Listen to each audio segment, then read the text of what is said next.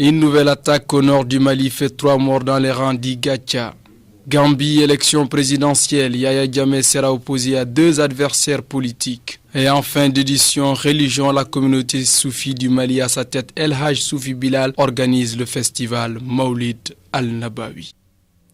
Mesdames, Messieurs, bonsoir et bienvenue à toutes et à tous sur Anwar TV. Dans quelques instants, nous allons développer l'actualité. Mais bien avant cela, ouvrons d'abord cette édition par la visite surprise hier de M. Diara Diara, maire sortant de la commune de Moribabougou. L'homme est venu visiter les locaux du groupe Salam. Il a rencontré les hommes et femmes qui travaillent ici au niveau de la radio, tout comme au niveau de la télé. Il a dit quelques mots devant nos caméras. Suivons-les. Il y a la radio, il y a la télévision, donc ça prouve que la commune est en plein épanouissement. Donc vraiment, nous ne faisons que faire des bénédictions, vraiment. L'installation que nous faisons soit vraiment des trucs immenses. Donc ça va au-delà de tous les souhaits, c'est le souhait de tout un chacun vraiment. Et notre salutation vraiment à notre Soufi Guéchef et Soufi Bilal.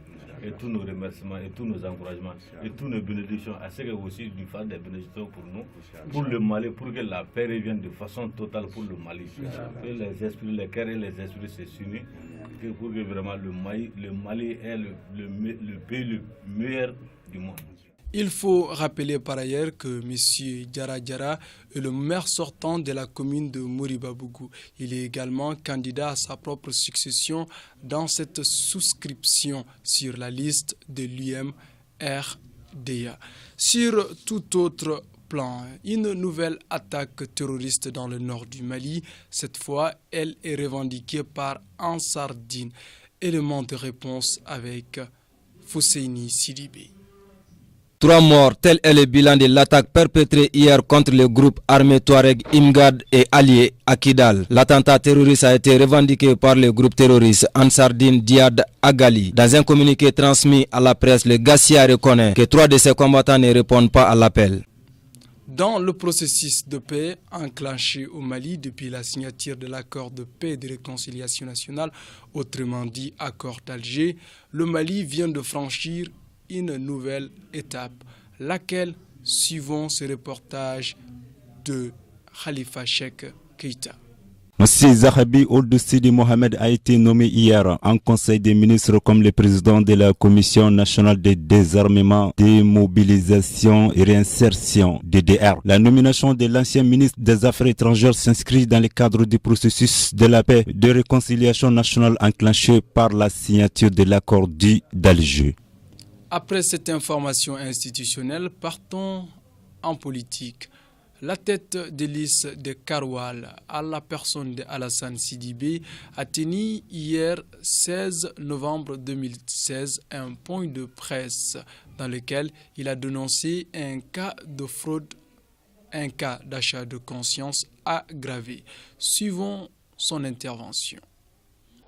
Nous avons eu des informations que nous sommes allés à la source, telle qu'une candidate du RPM qui s'appelle Ramata Daf, qui est 11e sur la liste RPM en commune 4 ici du district de Bamako, qui est présidente du bureau numéro 1 de l'école B.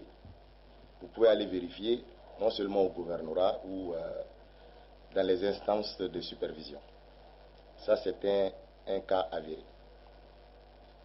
Nous avons aussi des éléments de partis politiques qui se promènent avec des fiches pour prendre des renseignements des jeunes, numéro de téléphone, carte Nina, et les appeler ensuite le jour des élections pour les payer 10 000, 20 000 francs CFA pour acheter leur conscience pour qu'ils aillent voter pour eux. Question, est-ce que vous détenez les preuves de ce que vous avancez? Alassane Sidibé a rassuré nos confrères présents qu'il détient bel et bien de preuves de tout ce qu'il a avancé dans cet élément que nous venons de suivre. Nous reviendrons sur cet élément en grand détail, en grand format, demain dans notre grande édition. Partons maintenant sur le continent. En Gambie, l'élection présidentielle est prévue pour le 1er décembre et Khalifa Ahmed Konaté nous parle ce soir des probables adversaires politiques du président sortant Yaya Jammeh. C'est parti pour la campagne présidentielle en Gambie, depuis hier mercredi. En lice, 3 candidats, le président Yaya Jammeh, au pouvoir depuis 1994, un petit candidat issu de l'APRC et Adama Barrow. Ce dernier est celui qui sera le plus suivi par les médias. Certains de nos confrères parlent d'un bras de fer entre les deux hommes. L'élection est prévue pour le 1er décembre prochain.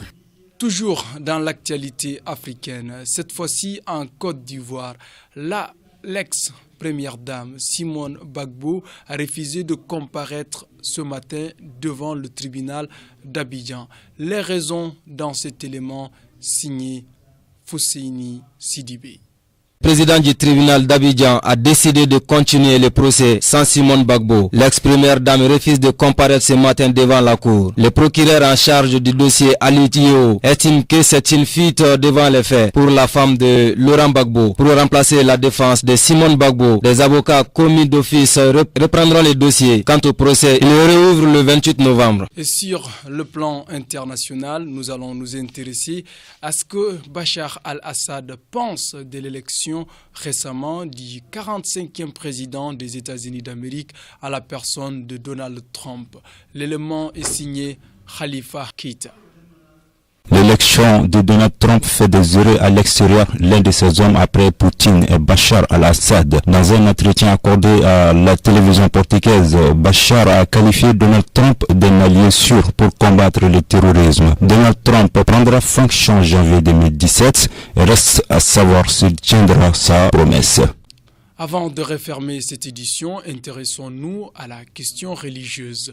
Le Mawlud an-Nabawi vous dit certainement grande chose. Il s'agit là de ce festival qu'organise depuis plusieurs années le guide spirituel des soufis du Mali, en l'occurrence Cheikh Soufi Bilal Diallo. L'événement est prévu cette année du 11 au 18 décembre. Suivons ce papier signé Khalifa Ahmed de la Côte d'Ivoire. La communauté soufie du Mali organise sous la haute autorité spirituelle de son grand guide El Hadj Soufi Bilal Diallo son festival Mawlud 2016, Mawlud al-Nabawi. Cette année, le festival s'étalera du 11 au 18 décembre. Les festivités auront lieu au stade Omnisport Modibo Keïta de Bamako. Un riche programme pour cette année. Toutes les communautés soufis d'Afrique et du monde entier prendront part. Le festival sera couvert par la radio Salam et par la TV Anwar. C'est sur cet élément que nous allons refermer cette édition. Merci à toutes et à tous de nous avoir suivis et excellente suite de programmes en compagnie de Anwar TV. Au revoir.